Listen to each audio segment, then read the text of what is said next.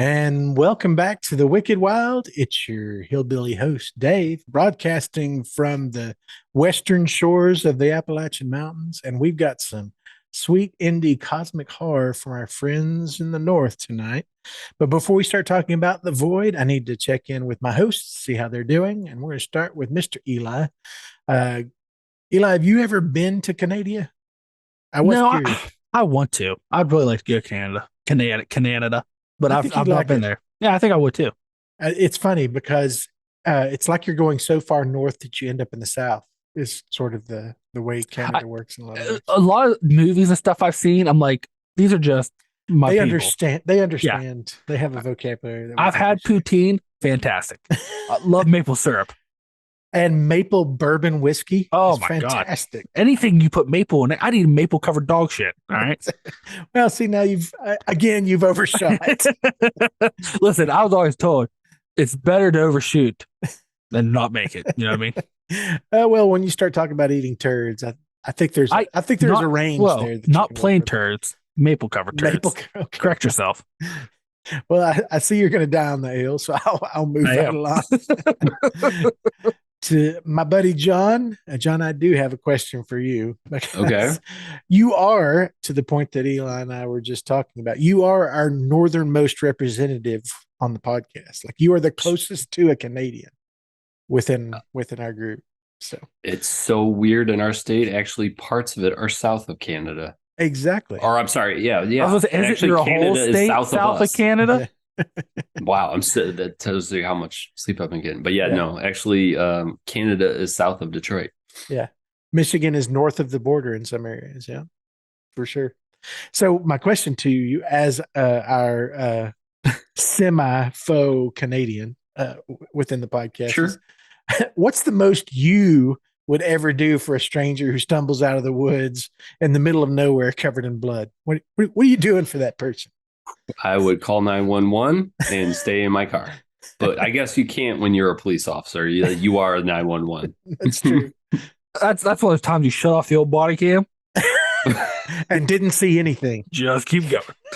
Wait, Especially you're badly. you're telling me one person covered in blood makes you? Then why are you? It's like that guy. It's like that person who became a nurse or whatever. That guy who became a nurse who couldn't. No, look at it's blood. not. It's not the blood part. It's just it's late at night.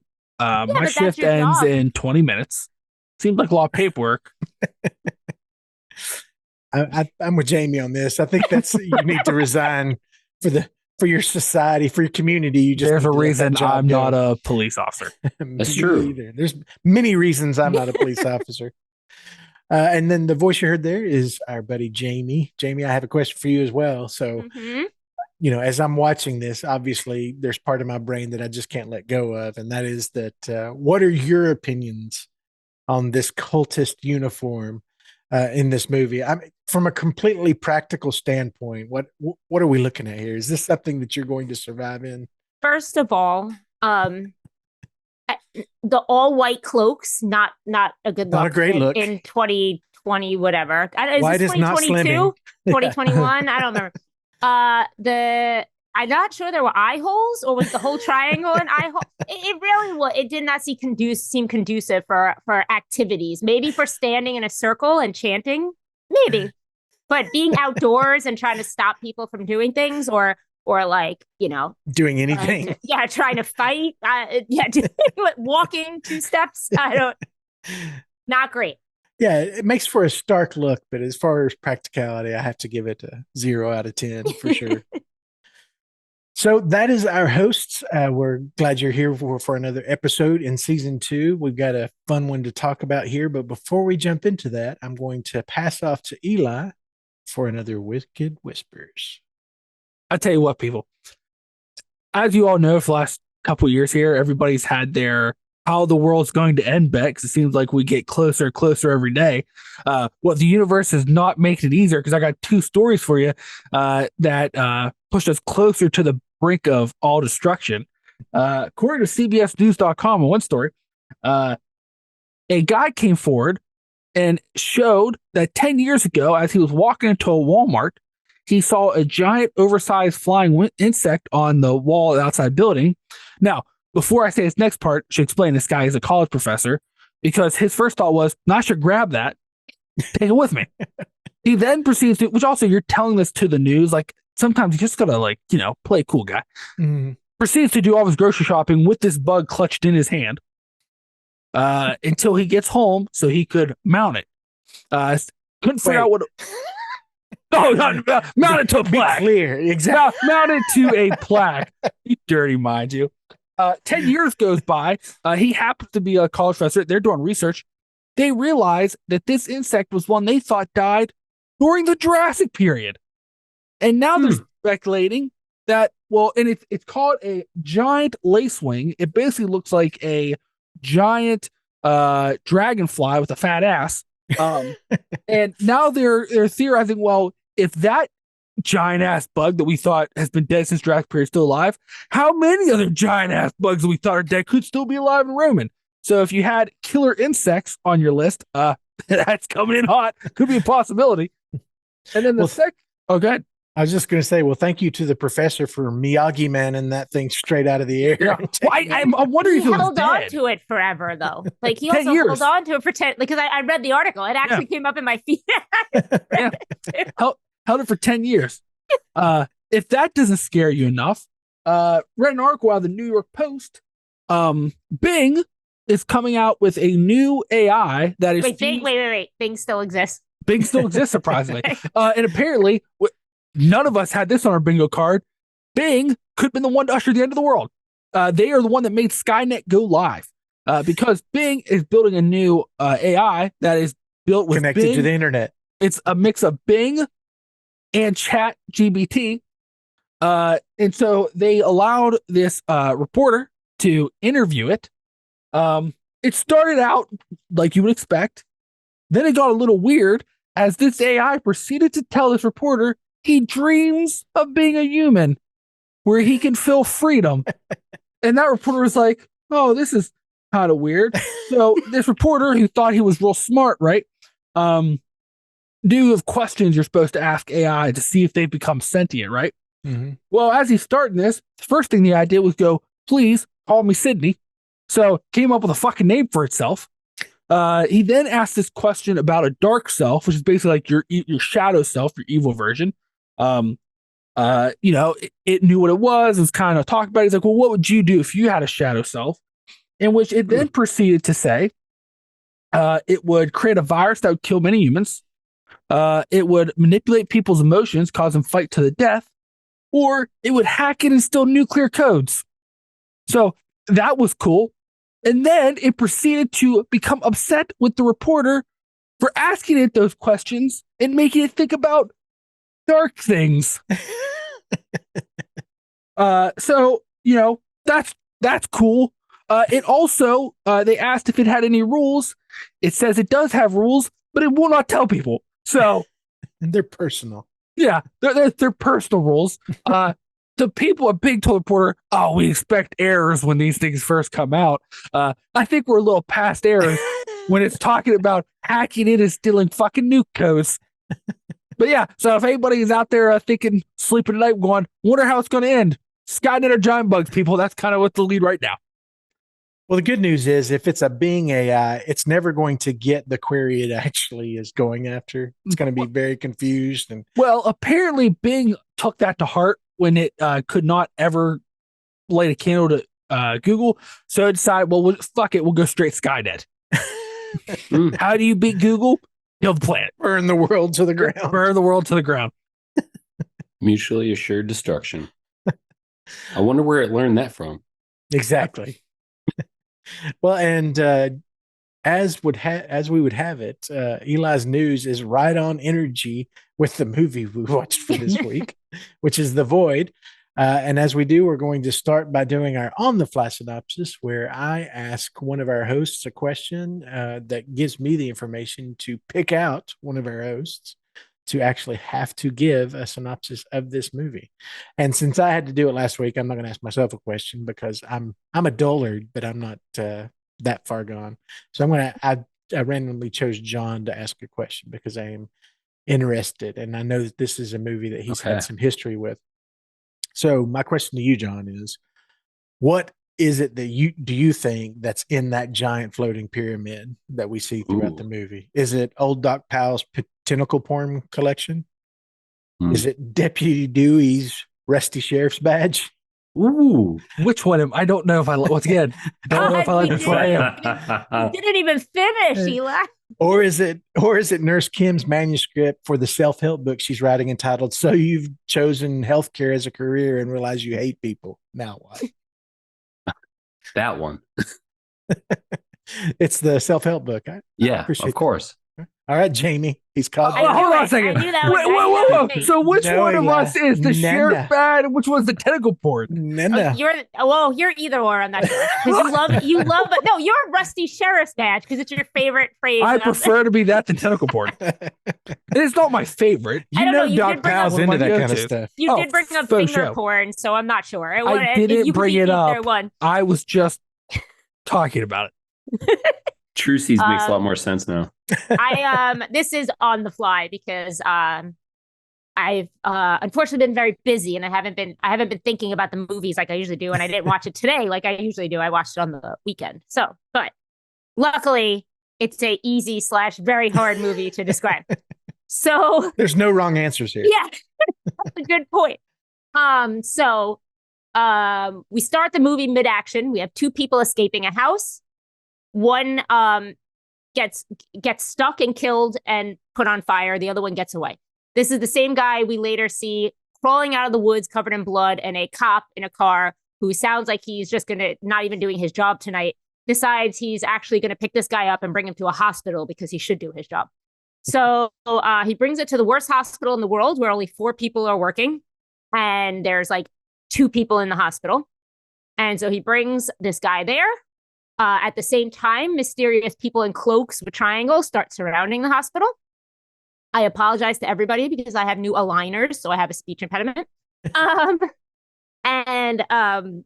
While that's happening, weird things start happening in the hospital. When I say weird, fucking people just start turning into monsters, start bursting out of their heads.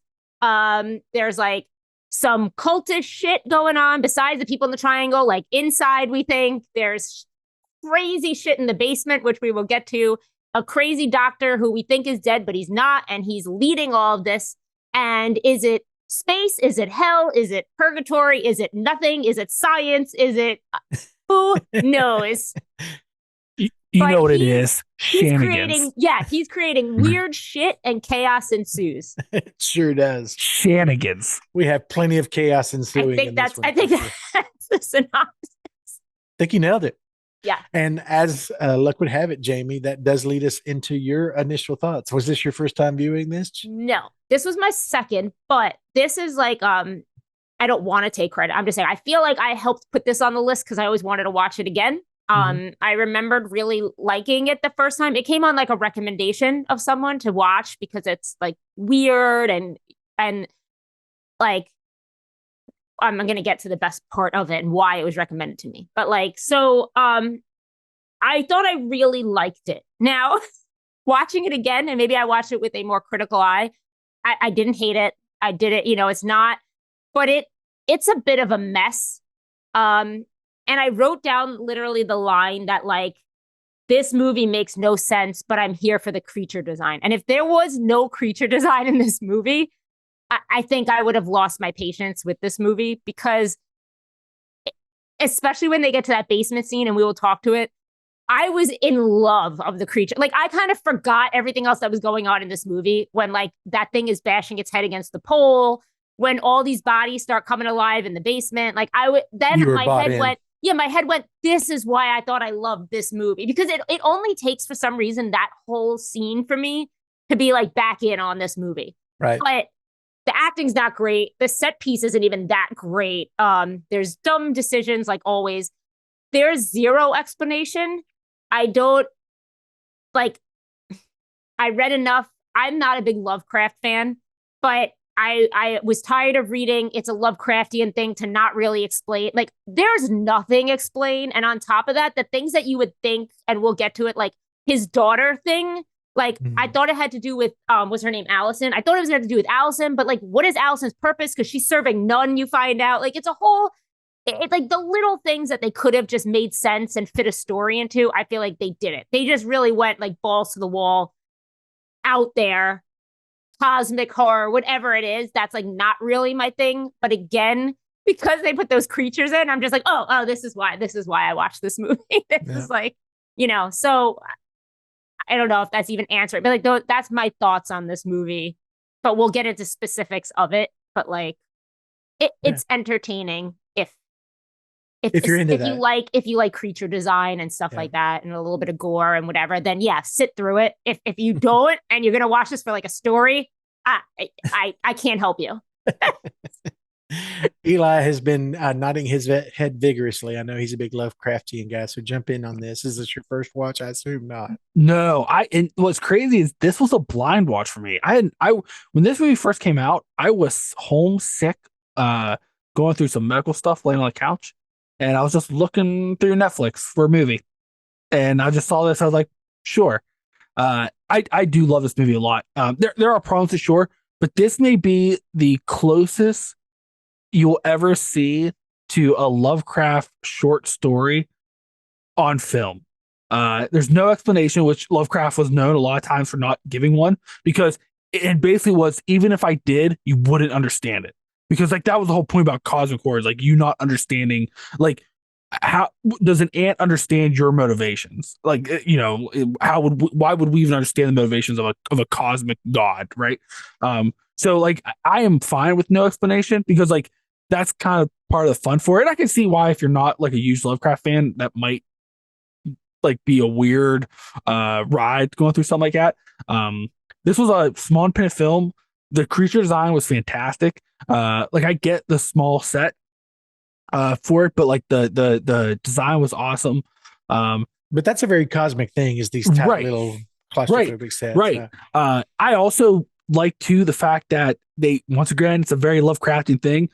Your protagonist is not a hero or even a man of that's notable or excels in anything. He's just a dude or just a person. Like there's nothing special about him. I mean, nobody in this movie has anything special about them. Which is kind of like that's Lovecraft thing. Like no one, like it's just a person. Like that's which I really enjoy. This movie is a sweet lullaby from start to finish, and like even like as I've rewatched it, like there's parts like I can be like, but for the most part, like it's just there's very few times I could like I think there's very few films that can boast that they kind of followed Lovecraft's melody as well as this film did, and it wasn't wholly based on any specific of his stories. It was just influenced by a lot of them, and I think that when they made it, they really took note of that, because like I said, you can't get closer to me than this movie. All right, fair enough, John. Well, it's not my first watch. I watched this a few years back on Shudder at a real random oddball recommendation from some person on Twitter. I'm like, really? Okay, check it out. And I remember really liking it, but my expectations were really, really low. Like I was like, it looks kind of weird. There's a dude with a triangle on his face. Okay, we'll see what happens. And I came away from it, was like, wow, that was a lot better than I expected. Didn't really think about it too much. Loved the creatures, loved all of that stuff. Watching it this time, I was shocked at how much I liked it again. Like I liked it probably even more this time around. The only problem that kind of got to me was the reaction, like this the cop when he kills the woman who's ripping off her own face. There's like no reaction to her ripping off her own face. Everyone's freaked out that he just shot somebody. It's like, right, she was ripping off her own face. Other than that, the acting's not great. You can tell it's low budget, but like they're punching so far above their weight class in this movie that it's just like, let's go. Like I do like the setting. I think the setting's great. They do a great job of kind of like explaining it away, but it also makes sense for the plot because of course there's a gigantic fire from some psychotic doctor dude that's been doing experiments in this portal of a basement that he's developed. It all made sense, and it made sense for such a small plot. And I've never read a Lovecraft story, so hearing that it's this close to Lovecraft probably a good chance I will like that stuff and maybe I should read it. But I like the tentacle stuff is a bit much because, tentacles are weird. However, everything else is just like, chef's kiss. I totally forgot about the pipe through the head of that one thing. And when that happened, I mean, if you watch the YouTube video when Jaime brought it up, you could see me kind of shudder because literally it is just so visceral. And it might be my favorite scene in the whole movie. I just like, because they just like kind of cut to it, like it just slowly gets there, and you're like, Yeah, what we're learning about Jaime is she loves a good head explosion. A hole through the head is anything like that caves in a face and the back of a head. Run a camera through there. She's sold. Doesn't worry me at all. So, and also, what are the things that you find cute? Is it stuff without noses, Jaime? Yes, things without noses. Maybe this is all connected. That creature at the end didn't really have a nose. Just saying. This is true, and that was his daughter. Mm-hmm. I will say, like, it's funny because I said I love creature design, but it's funny you said the tentacles. The tentacles are I think I'm over tentacles on monsters. I don't know. Like, they were my least favorite thing in this. With the only thing I would argue is like it makes sense because like that's like a common thing in Lovecraftian lores, like these tentacles. Okay, well, so like if anywhere, I would say just give this movie an excuse for its tentacles. Like they weren't going anywhere they shouldn't. Well, I mean they were, but like wait, what? Nowhere uncomfortable that they shouldn't. Oh boy! And there was only one monster with tentacles coming off the face, and then those got blown off with a shotgun. That's true. Chopped off with an axe. Well, for me, I'm sorry, John. I assume that. No. I was just about to say. Now, Dave, everybody's gone around. Let's hear what you have to say, because I mean, so far, I'm kind of shocked right now. Okay. At the positivity. A little bit, yes. So I know I'd seen this movie, and obviously the cultist uniforms that we talked about with the square on the face, that's an image that shows up in referentially in a lot of horror stuff like merchandise and all of that. So I know I'd seen this, but I didn't remember anything about this movie. I didn't remember, as soon as I saw the characters, I had a vague recollection, but none of the characters really reminded me. There isn't a story, to everybody's point. There isn't a story to remind you of the plot or what they're trying to do. But I really enjoyed the 80s style practical effects. We've talked about this ad nauseum in several of the other movies we reviewed. I think we're all big fans of somebody swinging for the fence with their practical effects instead of leaning on, other than the big matte shots of the premonitions, which were CGI. Everything else, I'm pretty sure, was totally practical, which was fantastic. Seemed like it. Yeah, it was very referential of the thing, even to the tentacle stuff we've talked about, the flailing, wavy tentacle man, tentacles that are everywhere. It also reminded me very much of 80s Cronenberg, which I'm a big fan of. So I loved all of that in it. I don't have any idea what the point of this movie is. And, as I thought about it, because it is very Lovecraftian, and I think you're right, Elo, what makes Lovecraft scary, quote unquote, is that he doesn't explain this horror. He just talks about the impact of these horrors and the effect they're having psychologically on the characters in his book. So that's very much what this does. These people are acting strange and we don't know why, but that's kind of what puts everything on edge. That's what gives it sort of its hellish feel. I enjoyed the movie. I don't know that I'll ever watch it again, and I'll explain. The one thing that I got hung up on, and you all know me, I'm a story-driven horror fan. There wasn't anything here to bring me back. I enjoyed the effects, the creature design and all that, but this is like the most Year of the Wiener movie we've watched so far. This is such a guy-driven movie. Every woman that was in this movie was there to be a victim, and it's hard for me to divorce myself from a writer or director who's doing it. I mean, literally, tell me one of the women here who came out in a good way. I mean, even the one at the end with the main hero and his wife, that was not a positive situation. They were in this hellscape on another dimension where this elder god was controlled, and it's just it would have been okay if this had actually been an 80s movie. And I understand that that's what they were making. They were making montage to 80s creature features. And I think they nailed that. The problem is you made this movie in 2016.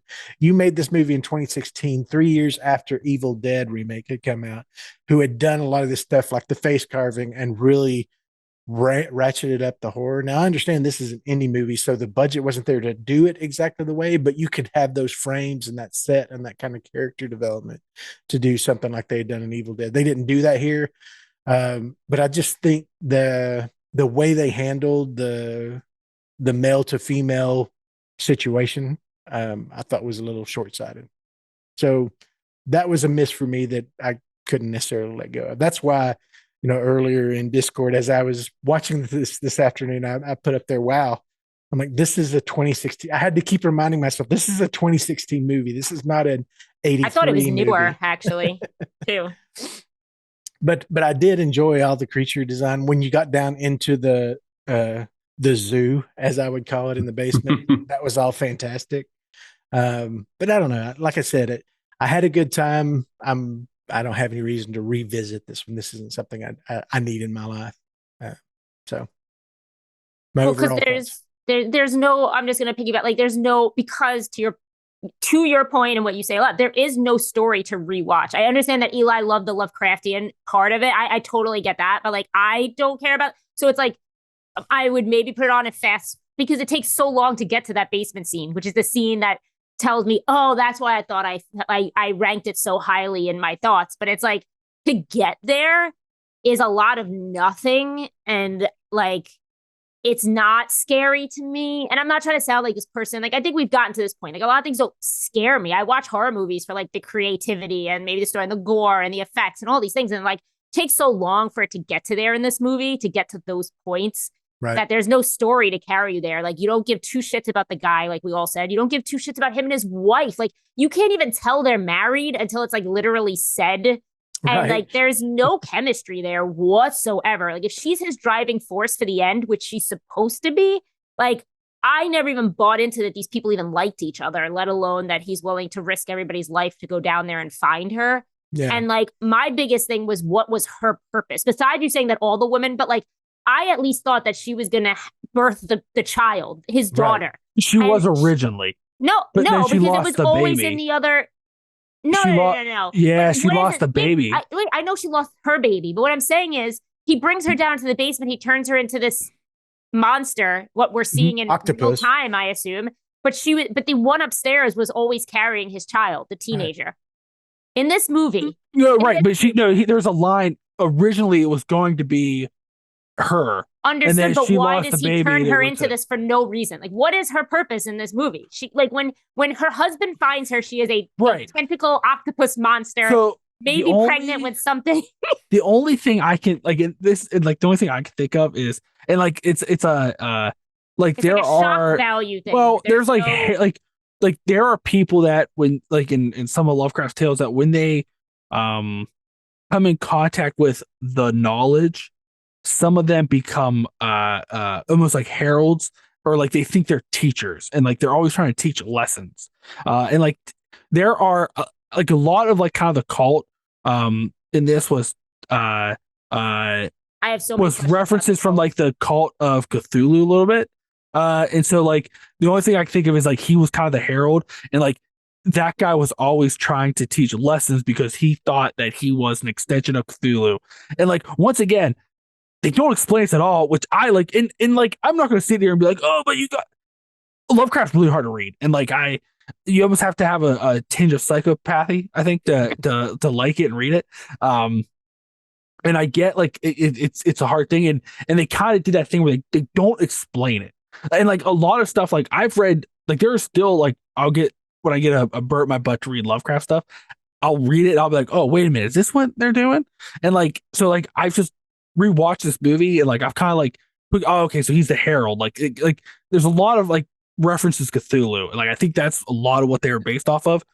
That's what I think. He was just teaching a lesson. Okay, fine, but like they make him say they make him. He gave some monologues in there, but they make him.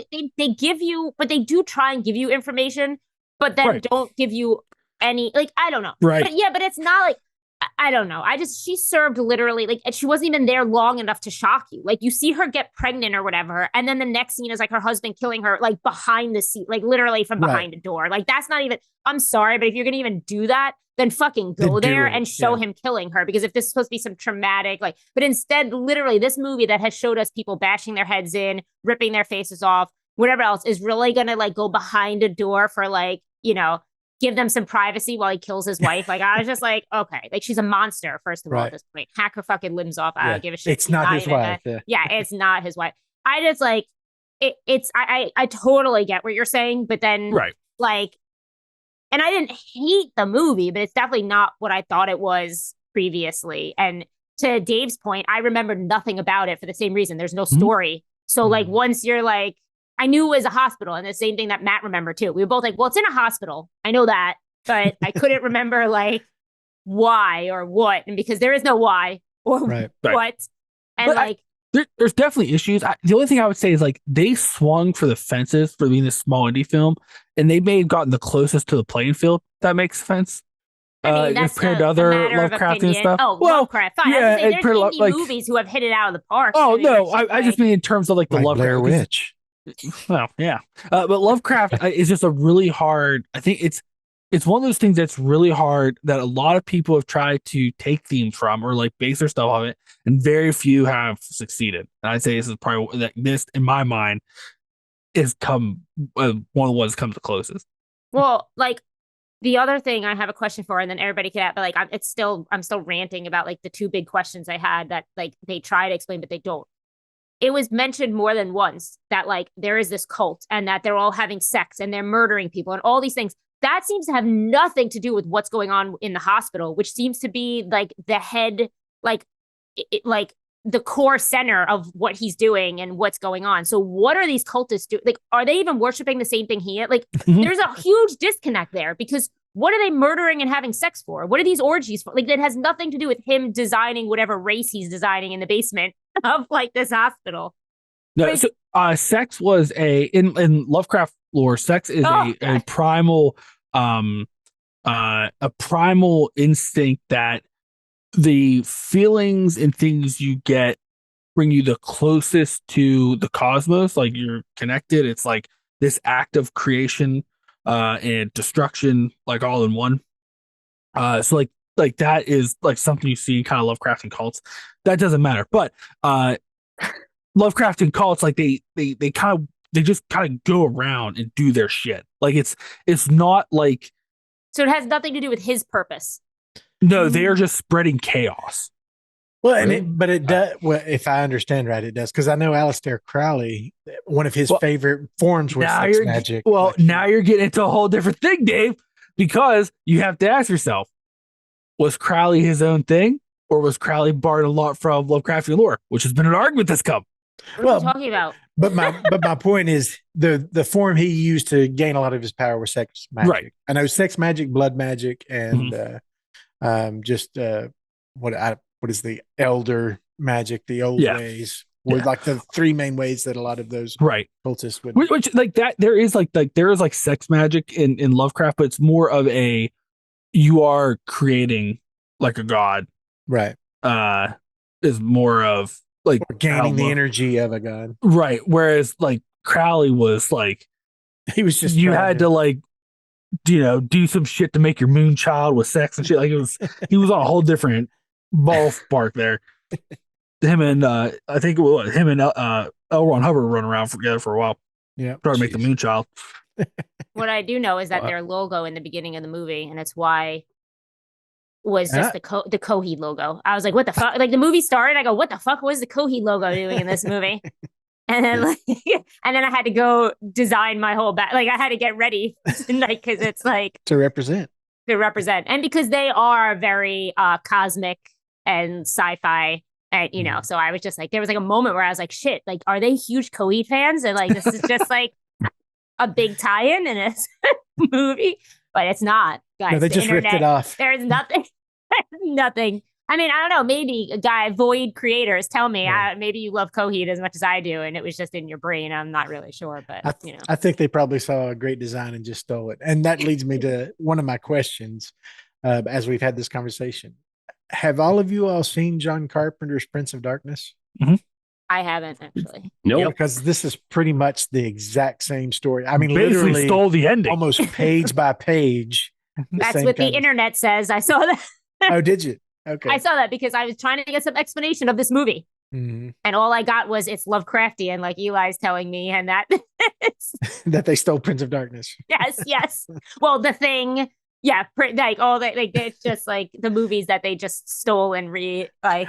And I appreciate it when a writer directors, and this is the same team that wrote it, directed it, because this was a crowdfunded movie. It's like classic indie, which I've said in the past. I love giving those guys props for doing what they do. Whoever it is, guys, gals. Sorry, I'm not trying to gender it, but whoever is out there trying to make independent film, especially in the horror genre, needs to be given respect for swinging for the fences and for the budget they had, what they pulled off here with the creature design, the way they spent their money was very good.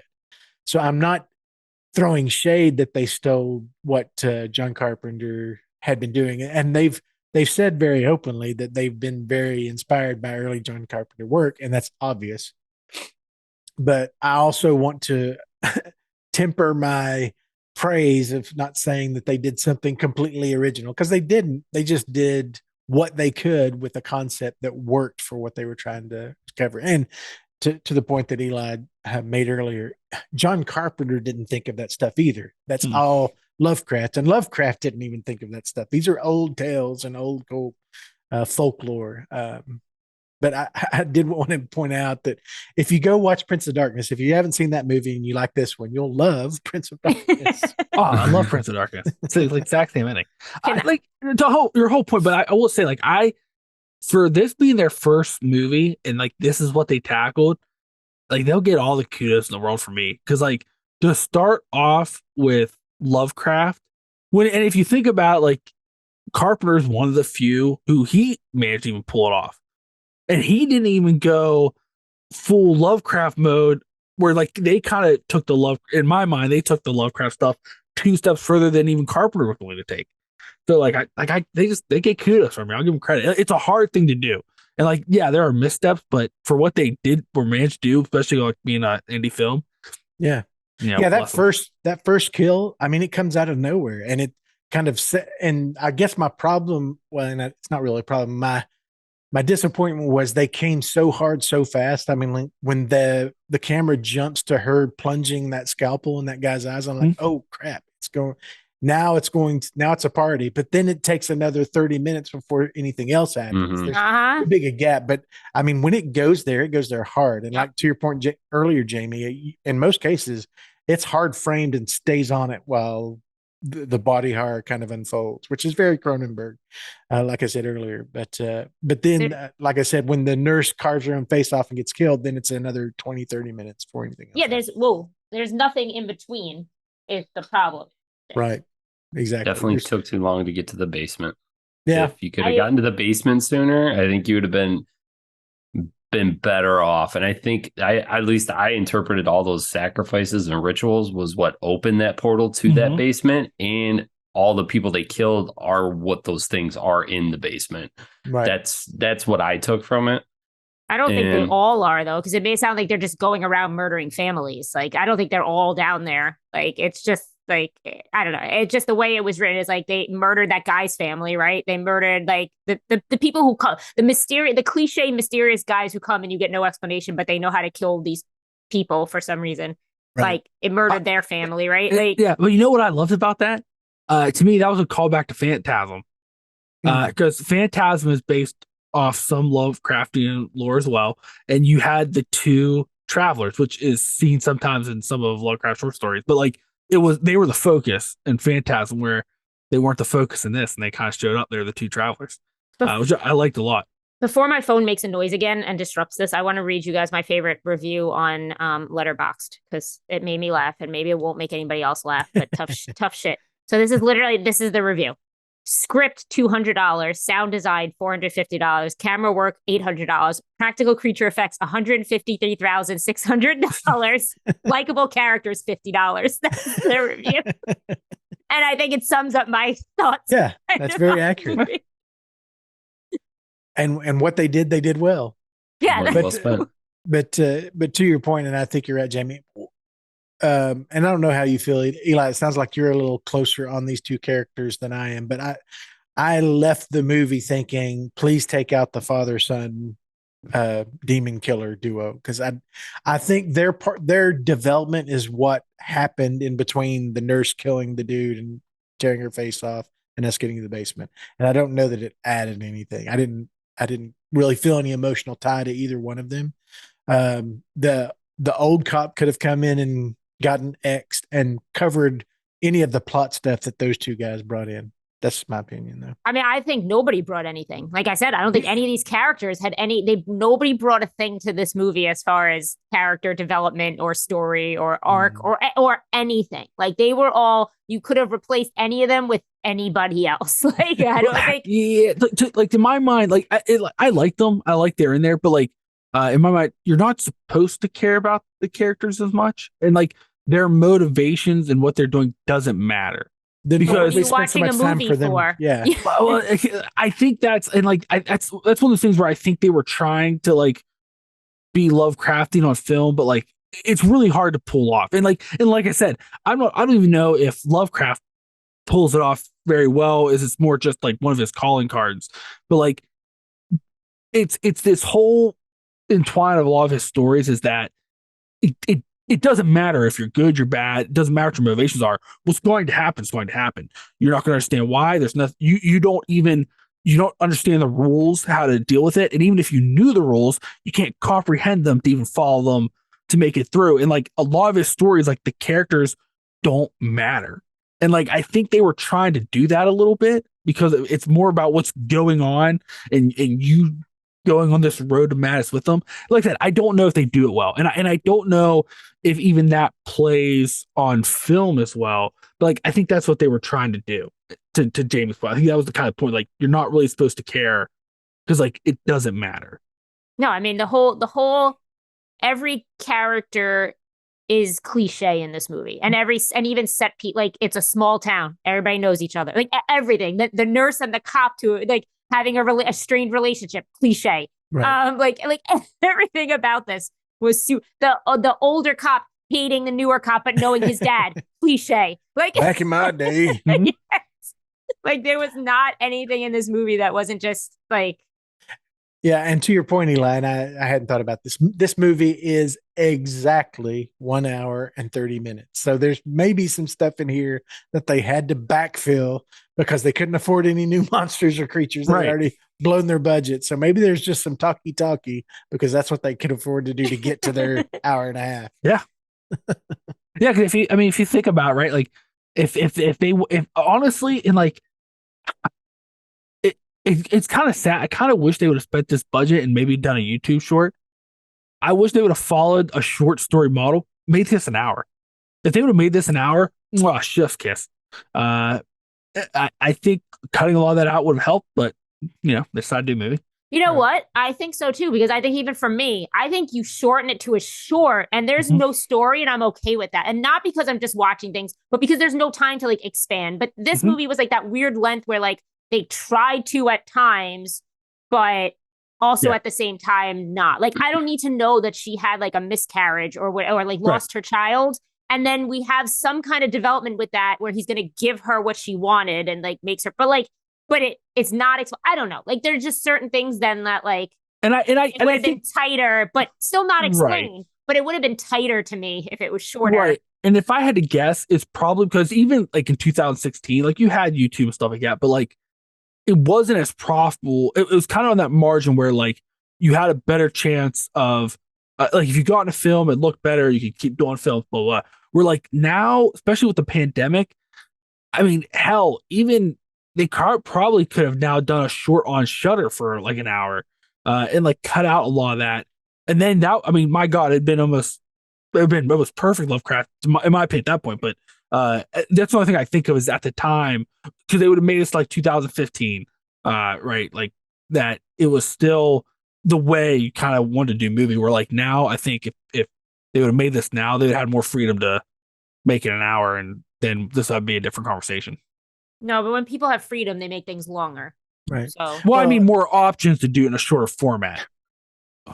understood, but I think people understandably love what they do and they want to put as much in there, and like it just gets longer. Like, I hate to, it breaks my heart to say this, but look at Terrifier 2. Like, when you don't give someone an editor, or like you give them the freedom to keep going with what they love, like it turns into a 2.5 hour movie that doesn't need to be a 2.5 hour movie. No one needs. But Well, and let's, and I'll ask you all, the thing we have to keep in mind too is that this was, and it was up on at the front, this was a movie that was backed by the Canadian Film Board. We knew that the Canadian exploitation movies is one of those things that's happened for horror. We've benefited by getting a lot of B movies out of that program that Canada does with their film program, but you have to meet certain criteria to qualify for that.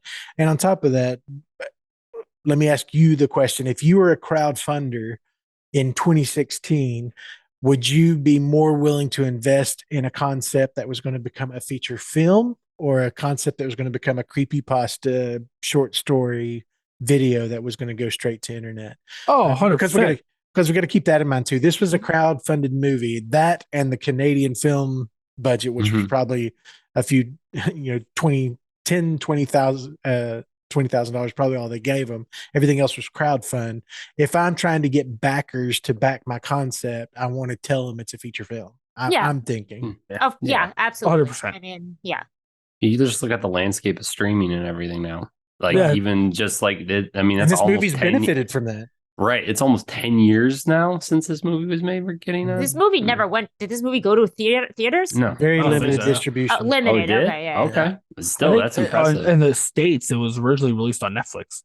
That was its first release in the States. I think that's how I watched it. And now it's on Tubi. I don't know. It's also it's on Shudder. That's how I watched it. It's on Shudder as well. It's on Shudder. I'm pretty sure because that's where I watched it when it first came out. I think I watched it on Netflix too. You're right. I was trying to think of where I first saw this. I think it was on Netflix. Shudder. How did I miss that's that? how I watched it. I literally searched Void and nothing came up on Did my you Shudder. search The Void? You can't trust like Google. You have to go. You have to start searching the site. I went on Shudder and I searched well, then you The Void. Wrong. You made a typo somewhere. And the funny thing is, no, John, you didn't. John, you didn't, because I did the same thing, because I went to my search engine and saw where is it streaming, and it said streaming on Shudder. I'm like, okay. So I went to Shudder, and this is for all of our audience out there that wants to do this. Went to Shudder, put into search The Void, nothing. Doesn't show up at all. So then I went, because I use Apple TV, I went to my Apple TV search and searched The Void, and it said, it's available on Shudder. So I went through that link and it played on Shudder. But for whatever reason, Shudder search engine is not showing it. Wait, Dave, you might be right. I might have saw that it was on Amazon, and then I went to Amazon and I said with a subscription. I said, that's weird. Subscription of what? And when I clicked it, it said with Shudder, and I clicked Shudder, through it, and it took me to that. You might be right. That might be how I got there. I maybe because that's where I first watched it. I'm like, it's probably still there. Like, they're not going to take this movie down. So I ended up watching it on Tubi, which was fine. I mean, the ads are super minimal, and I mean, the stream quality was less than great. But it's also not that they take it down; it's that they lose the rights and someone else plays it. Like, it's not Shudder is never going to take anything down. Nobody will ever take anything down. It's free content. But like, I'm just saying, The Void. I mean, what are the rights going to cost for that one? Netflix owned it. Maybe Netflix wanted it back. Yeah, but they don't have it up there. No, they don't. But anyway, to all of our audience, it is on Shudder. You just got to figure out how to get to it. Go through Amazon or go through like Apple, Apple, and then you'll get there. Yeah, my Amazon, you're right. My Amazon said with subscription, and I always check what that means because I still have cable. So I have subscriptions to like, Stars or like all these things. And like when I clicked it, it said AMC Plus, which is Shudder, or Shudder. I don't have AMC Plus, but I have Shudder. And then it clicked through. It's just like funny. But yeah. I will say I've gotten, I'm not taking credit for this, but I love that it's so easy to spot my boy Troy James when he's in things now. So like he's replaced, like he hasn't replaced, but like the Doug Joneses, he's joined the Doug Joneses of the world where it's Doug Jones when you have a tall, lanky character creature. Now it's Doug Jones if it moves, if its body bends. He's a contortionist. Yeah. So he has played all the contortionist people. He was in Anything for Jackson was one of my favorites. He was like I the guy love with the that bag movie. on He his head. does all of Del Toro's. Yeah. He does a lot of Del Toro now. So he was in Scary Stories. He was in Hellboy. He was in Malignant. He's like one of the people who plays like he does some of the stunts for it. Anyway, point being is as soon as you see something move like that, it's Troy James. And like as soon as I saw that scene, my IMDb was up. I was like, that's gotta be Troy James. It has to be. Like, because he's the only one that moves in that backwards bending his limbs kind of. And I love it because he could just do it. So they just hire him whenever they need something to move creepy. They're like, oh. And he sells it every time. Every time. It's It is creepy. so good. He always seems to be like my favorite part of a movie, like my favorite creature of a movie when he's in it because he does it so well. Don't you wish you just got called up and be like, hey, we need you to walk quickly in a movie We need you to bend over and like $150,000. I don't think Oh, this is a nice I time. don't think he makes that much. $50,000 for walking creepily. Maybe when he becomes like Doug Jones and you like actually, but like Even if it's 50,000. I don't think yet have we seen him speak in anything. I don't think he actually acts, right? Like he's not a You Doug need Jones to? where like no, but I'm saying like I'm using Doug Jones because he's also just someone who plays characters, but it's him. Yeah. But he also has had speaking roles at this point. He's been in Del Toro movies as He's done like Star main Wars, characters. yeah. Like he's Hocus main characters. Or like, Troy James is just moving in things. And I don't think yet he's given an opportunity to like act beyond it. But his whole thing was a contortionist. So I mean, I get it. Like that's it's what he does. So anyway, he's very good at it. He's always my favorite parts. He was my favorite part in anything for Jackson. Yeah. He's always like my favorite and when he comes out of things.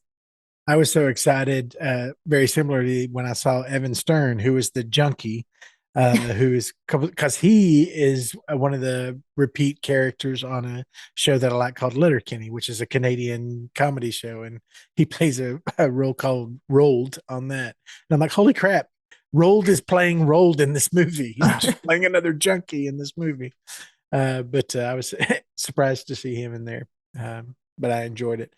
Other than him, there was nobody else in this movie that I recognized. Oh, really? Now That's interesting. Yeah, when I looked it up, Mitchell, who is the old cop, that's Art Hindle, who I found out he is the guy he was one of the lead characters in The Brood, which is a Cronenberg movie. And I didn't put that. Now, obviously, that was 20 years later, so there's no reason to kind of recognize him. But it was funny to see that connection between those two characters because it's a very similar character he plays. Yeah, I didn't recognize a soul except Troy James, and that's only his body that I recognize his movement. Other than that, I was trying because like I thought the son character, because they don't have names. The two guys that come don't have names. They're credited as like father, son, or dad and son or something. They're called like the dad or something and the son. But I thought I knew the son, and when I looked him up, there was like nothing besides like every single person in a horror movie, just for the record, has supernatural in their credits. Yeah. But because everybody has played a bit because the show was on for 15 years and so like he had supernatural, but it was like Angel number 2. And I was like, it's useless. Granted, I've watched Supernatural a lot of times, but that's useless. And Supernatural, it's produced in Canada, isn't it? Or yeah, it's filmed yeah. in Canada. Yeah. Okay. So they would have the same The big acting Canadian, pool. yeah. I think SCW, films every one of their shows in Canada. Okay. Vancouver. They're all It's filmed in like Vancouver. yeah. The Flash was filmed in Vancouver. Legends of Tomorrow, like it was all. Actually, not that I'm watching it, I'm actually protesting it, but I was reading an article today about the Winchesters because of the finale, and there was this thing and blah blah blah. But that is not filmed in Canada. Wait, was it the isn't that series shocking? finale already? It's the season. I don't know if it's the series. I don't know. I don't watch it, so I don't know. That's the Winchesters is the spinoff. It's the prequel, and it looks terrible. Don't get me started. Hey, you know Angry. what? Some of these people from this movie Yes. have been in quite a bit of stuff. The girl that plays the wife, Allison. she has been in about every Law and Order and CSI. She was also in Supernatural. Of course. Yeah, everybody is. What is she, Angel number 3? No, she Demon number played 3? somebody named Katie's mom, which I don't remember who that is. I'm sure There's a million children in the show, especially in like the early seasons. So they're always saving it's always a damsel in distress or a child. Those are the two things they're saving through the whole first few seasons. Yep. in a crop top and low rise Yeah, jeans. Dean is gonna make out with the girl, and they're gonna. And Sam's going to save the kid.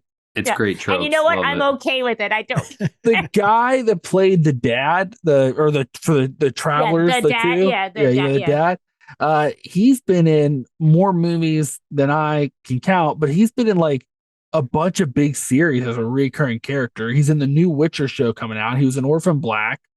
Another Okay, well, he's still Canadian not film. recognizable. Yeah. Like the whole point is like it's not.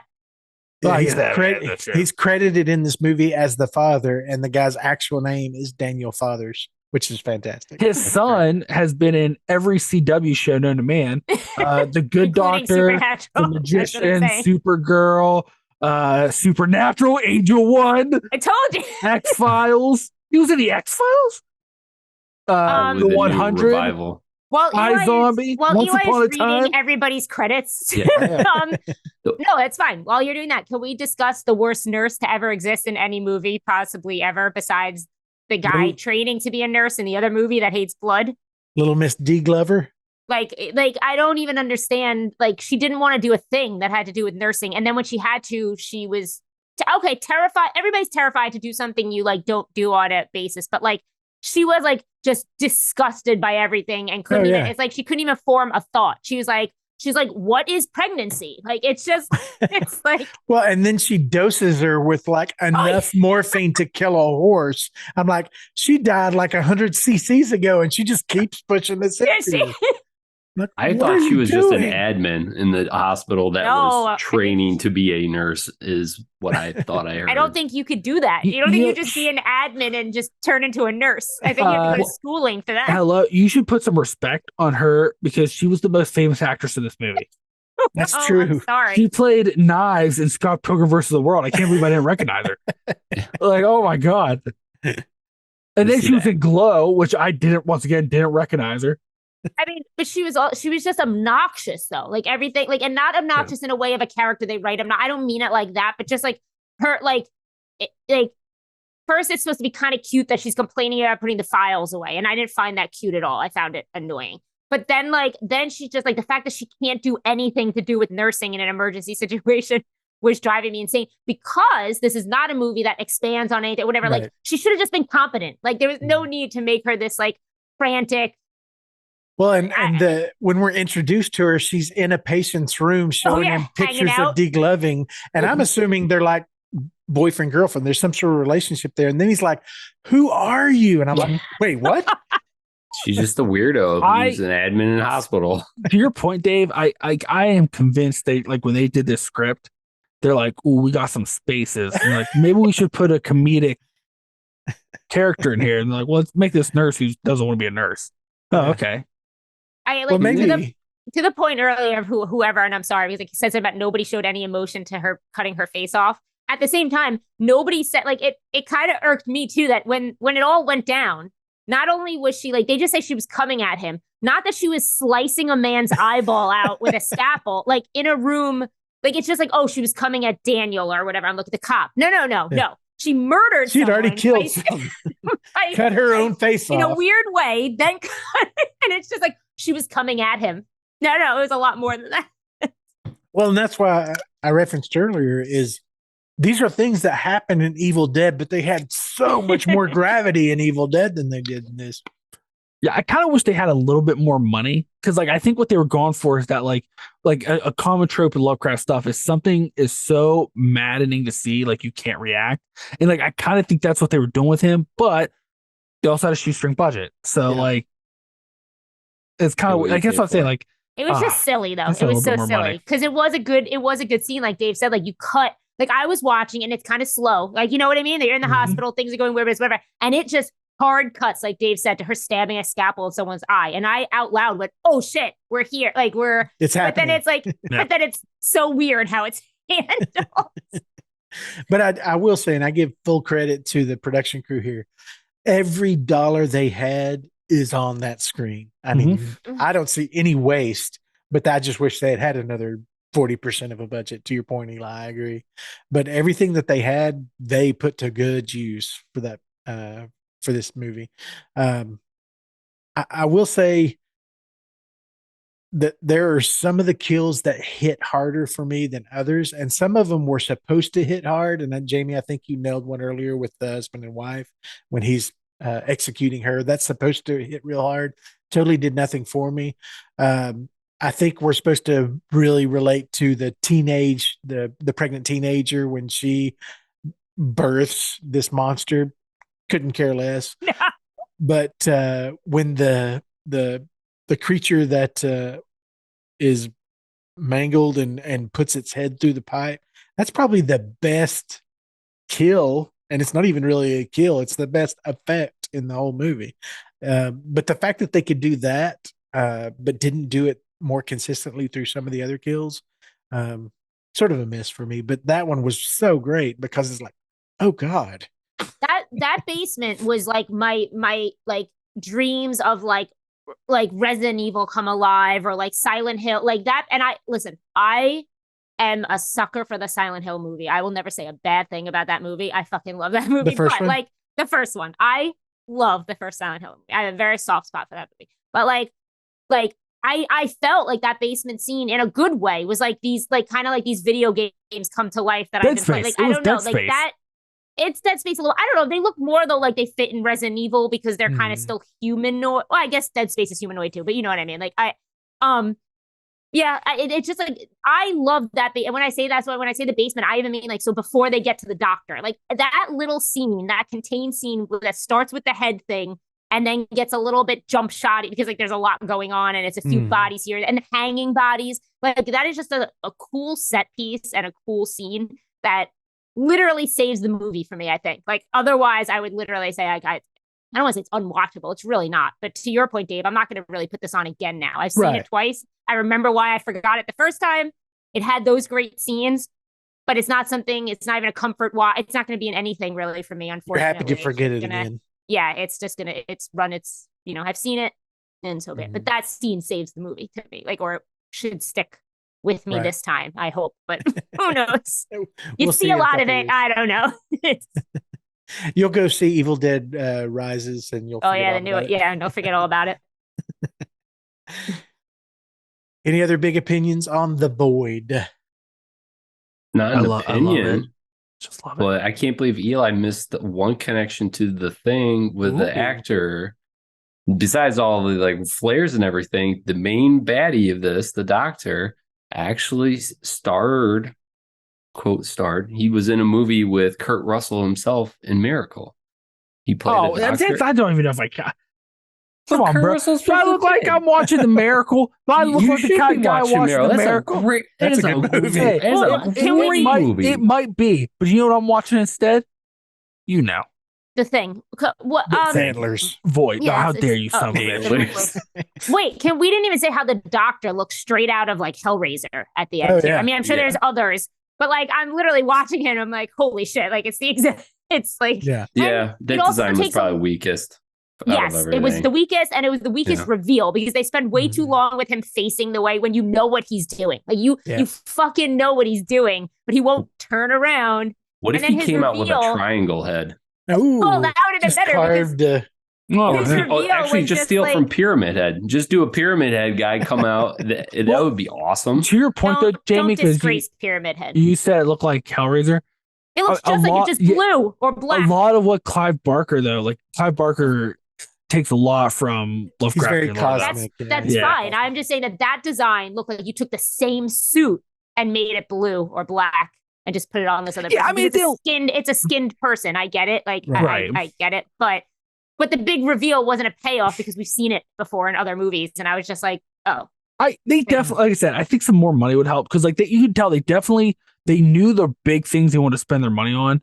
And then they were just trying to nickel dime everything else. And they ran out. Which I can't hold that against them because like damn if they didn't spend every dollar they had wisely, like I can't hold it against them. Like for what they made for their first film, what they did.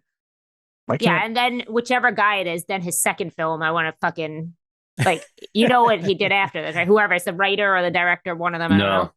Fucking Psycho Gorman, and I'm just like, never fuck saw you, it. man. Fuck you, man. Sorry. I will hold it against Eli for saying Miracle's no good. I didn't say it wasn't good. I just said I'm not That's going to be the what one to you watch said. it. Seen it. Yeah. It's not. I'm not. Why would I watch it? You were crazy. That is. I've never seen it. Whatever Listen, you're talking about. Listen, it's Great not up story. your alley, Jamie. there, Not up there your are, alley, Jamie. listen. You know what kind of sports movies I like? Oh, never mind. I like Rudy. All right. If And you I like like- Rudy, Miracle is Rudy plus. I don't see Rudy. I don't see Rudy lacing up his skates. Right. I also like that. What's it called? Simon, about that little boy and he accidentally kills his best friend's mom with the baseball. And I have to. Is that a sports movie? The kid That plays doesn't sound like baseball. sports. That's not a sports movie. There's sports in it. And John, for clarification, what Eli is saying with Rudy is that he just enjoys seeing Samwise Sean Gamgee's Astin. play football. Wow. I'll think it's- Well, listen, seeing hobbits play Listen, football. if there's any of you sitting here right now that don't think I don't have a shipping order as they are delivering my Rivendell Lego set, You don't know. you don't even know me. You don't even know well, me. McCready literally coaches a hockey team to an Olympic gold medal. It's the hockey team made up of the things. Then I don't Sure. care. Sure. Or is he like is it a bunch of hobbits and elves like He takes a flamethrower to the Russians like no other. Listen, it's not the Jamaican bobsled team. I don't care. Cool Runnings? Oh my god, that's another good one. Great Another movie. good one. It's a good movie. Hey, what's this right here? What? Truth. That looks like finger porn. That's exactly. Oh, what you that know is. what it looks like? Just hey, If I had to take a guess, that's what I'm hey, guessing. knock, Oh, who's there? I'm You just not. played yourself. That's what happened. Oh God. Anyway, Well, I think we've said our piece. I will say, and what set all of this rabbit trail off, I do agree that the four movies that I thought about the entire time I'm watching this movie are Hellraiser, Event Horizon, The Thing, and then Mandy. It had a very Mandy vibe to it. But I like the movie. I don't need to see it anymore. I got out of it what he was trying to put down. So, great.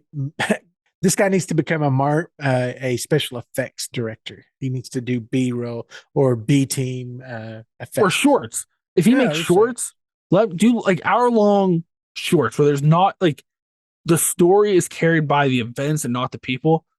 Oh my god. So And I know Jamie hates it, but even to your point earlier about Psycho Gorman, I mean, the creature design and the effects were very cool in that. But he just doesn't need to make full directorial design. Any other thoughts on The Void? Well, as you know, if you've seen this movie, if you haven't seen it, then you can decide if you want to see it after hearing us talk about it for the last hour. But for those that have seen it, there are no critters in this movie, so I don't have a critter corner for this one. So I just had a fun fact that I kind of did a little research and, to give you something for this little segment that we've started. I did find that there's some news that there is new research that they've just come out with that suggests that it wasn't what we initially thought with the fleas and the rats that started the Black Plague that killed 40 to 60% of Europe. It's actually, they found it's moles, because moles carry ticks and fleas that actually started the Black Plague, bubonic plague, whatever you want to call it, that killed off Listen, most makes of the a lot more sense European now. colonies. listen, the only thing I can say about my boys in the dirt, right? The only thing I can say is They're nasty. during that time frame, there's a lot of bad shit going on, right? You had people doing witch trials that they were just making up out their ass. There's a lot of bad people in this world during the Middle Ages. So what did my boys the moles do? They did what they did best. They did Took a 'em common enemy. They're like, here's a common enemy, the Black Plague. All They right. tried to hit the reset You button gotta on quit. mankind. You need any time an old lady coughs and hacks up a blue booger, that doesn't mean she's a witch. All right. Like now you're all dying of pustules under your armpits. You're The- welcome. They're not the hero we want, but they're the hero we deserve. need. Okay. kind of like Daniel in this movie. Yeah, kind of. Right. Yeah. It's not the guy I want. Come in. Yeah. I'm not even sure I need him really, but Yeah. It's all And we got. didn't really get into it, but just the look of him, that guy smells like corn chips, right? he was. Oh, for sure. He was like. For sure. And like that's what always kills me. Like everybody's like because I've talked to other people that's like trying to read Lovecraft and like I don't get it. Like main character, I'm like, you're not really supposed to like characters. Like they're just people. Like they're just not like if you go into a Lovecraft story expecting like John J. hero. Rambo or like, Cobra. sorry, you're reading the wrong one. Like it's not They're just a vessel for you to experience the beyond. People are just meat suits and meat bags in Lovecraft. Like they're but he was weak. a pretty shitty meat suit. So I don't know. Yeah. Like, Yeah. and I I'm- don't mean that he was a shitty person. He was just a shitty character. Like Hey, it's just like He a did that judo throw right through that light. I mean, I don't know what I'm saying. And he had a knife in his back. You know what I mean? And I never could figure out, did he have a comb over or did he just have a really bad haircut? I'd call that the comb back. The comb back. You know, like you want it to look sophisticated. So instead of combing over, comb back. he wasn't old enough for a coat. Like Exactly. I don't know. I was very It confused. was something very Canadian. I have a feeling like he had one of those hairstyles that they were just like, once again, we have $11 for makeup and hair. Yeah, exactly. So we what you bring found is what you get. somebody who's failed out of cosmetology school 3 times, but 4th time's a charm. And she's saying this is what all the young kids are wearing. Fair enough. And she's wrong. For some reason, she also Ah. says she only practices on sheep. I think she might be in veterinary school. I don't know, but $11. This is what we got. So, Eli, what are we following this classic piece of indie cults classic film with on Campfire Tales? Well, I know what you're thinking. Oh, it's going to be something Lovecraft. No, it's not, because it's not directly pulling from anything specific, but it is about a cult. So there's only one thing we can do when it's about a cult. Because you all failed last time miserably. I won. wasn't even there. You lost. The only thing you can do, you lost because you weren't there. The only thing okay. I started a cult. we can follow this up on is Hell to Figure. 2 cults and a lie. See if this time you guys have been through my teachings every week. Let's see if maybe you finally learn how to stop yourself from falling victim of a cult. Probably not. I don't know I'm if I want to excited. refer to a teacher who calls it my teachings.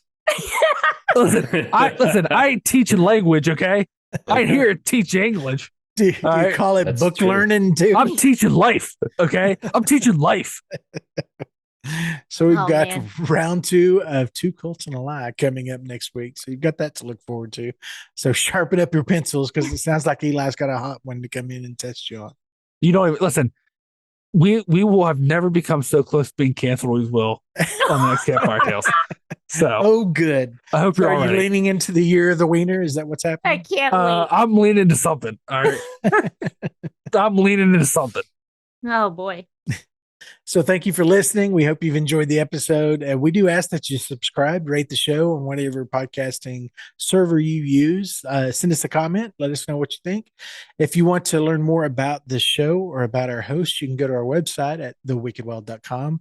We have several reviews, book reviews, movie reviews.